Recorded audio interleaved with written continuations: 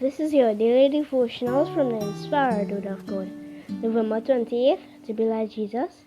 Special endowment of grace and power needed today.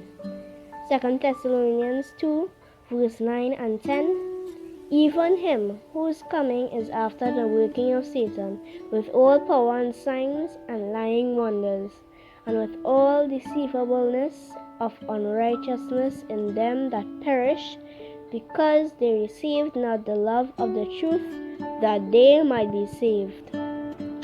The great controversy between good and evil will increase in intensity to the very close of time. In all ages, the wrath of Satan has been manifested against the Church of Christ, and God has bestowed His grace and Spirit upon His people to strengthen them to stand against the power of the evil one.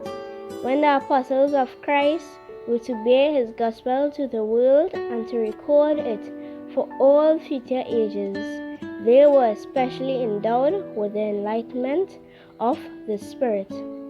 But as the church approaches its final deliverance, Satan is to work with greater power. He comes down having great wrath, because he knoweth that he hath but a short time. For 6,000 years, that mastermind that once was highest among the angels of God has been wholly bent to the work of deception and ruin, and all the depths of satanic skill and subtlety acquired, all the cruelty developed during these struggles of the ages will be brought to bear against God's people in the final conflict. And in this time of peril, the followers of Christ are to bear to the world the warning of the Lord's second advent, and the people are to be prepared to stand before Him at His coming, without spot and blameless. At this time, the special endowment of divine grace and power is not less needful to the church than in apostolic days.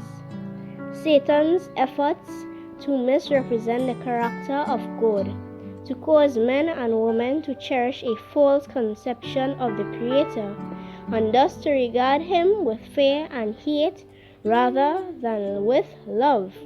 His endeavors to set aside the divine law, leading the people to think themselves free from its requirements, and his persecution of those who dare to resist his deceptions, have been steadfastly pursued in all ages. They may be traced in the history of patriarchs, prophets, and apostles, of martyrs and reformers. Maranatha, the Lord is coming soon.